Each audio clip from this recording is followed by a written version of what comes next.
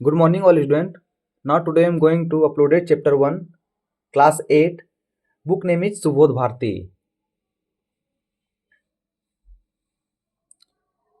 तो पाठ में कुछ शब्दार्थ हैं, इन्हें आप लिख लीजिएगा और याद कर लीजिएगा.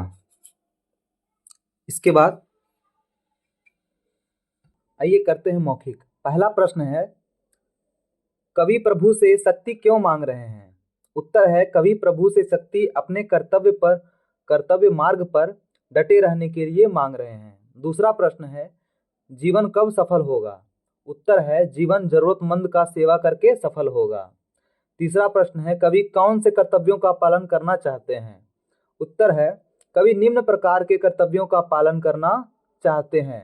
पहला है जरूरतमंद का सेवा करना, दूसरा दीनहीन का संताप हरे, तीसरा छल कपट दंभ द्वेष पाखंड झूठ अन्याय से दिन रात दूर रहे.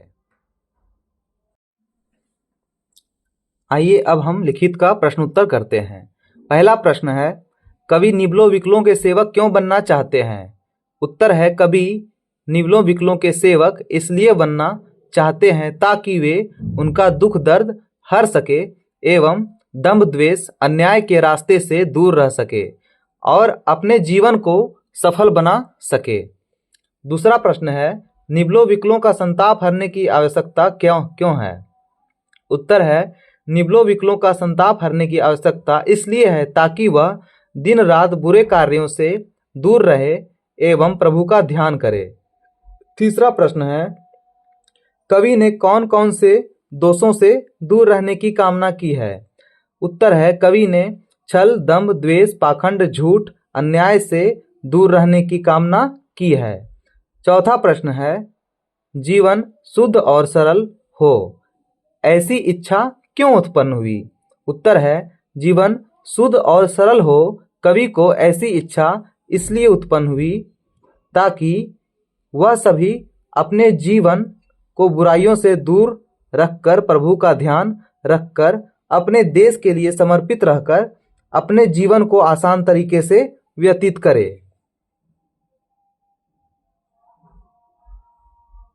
पांचवा प्रश्न है, अपनी आन बान और मर्यादा का पालन कवि को आवश्यक क्यों लग रहा है? उत्तर है, अपनी आन बान और मर्यादा का पालन कवि को आवश्यक इसलिए लग रहा था क्योंकि इससे वह दुर्गुणों से दूर रहते तथा सत्कर्मों की ओर प्रेरित होते. छठा प्रश्न है, कवि प्रभु से वंदना की अंतिम पंक्ति में क्या निवेदन करते हैं? उत्तर है, कवि प्रभु से वंदना की अंतिम पंक्ति में यह निवेदन कर रहे हैं कि वह जिस देश में जहां पे जन्म लिया है उसके लिए समर्पित रहे. सातवां प्रश्न का क नंबर, हम असहाय असमर्थ बलहीन और बेचैन व्यक्तियों की तनमन से सेवा करें, उनके सेवक बनकर दुख दर्द पीड़ा क्लेश सब दूर कर दें. उत्तर है, हम दीनहीन निबलों विकलों के सेवक बन संताप हरें. ख नंबर है, हम धोखेबाज घमंड जलन दिखावा झूठ और अन्याय से प्रत्येक पल रात दिन दूर रहें. उत्तर है, छल दंभ द्वेष पाखंड झूठ अन्याय से निशिदिन दूर रहें.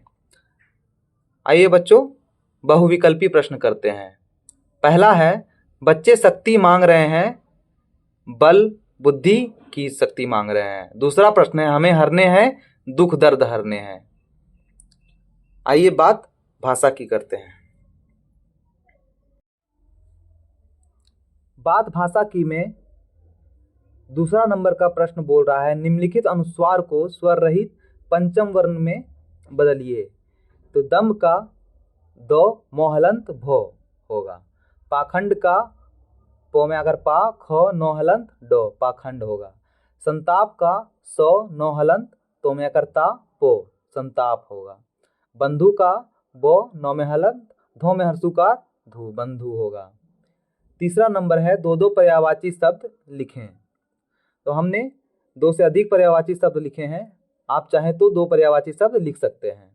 दम्भ का है पाखंड अभिमान घमंड, सेवक का है दास नौकर चाकर अनुचर, जीवन का है जीवनी जीवन शैली जीविका, सुधा का है पीयूष अमीय, सोम, अमी।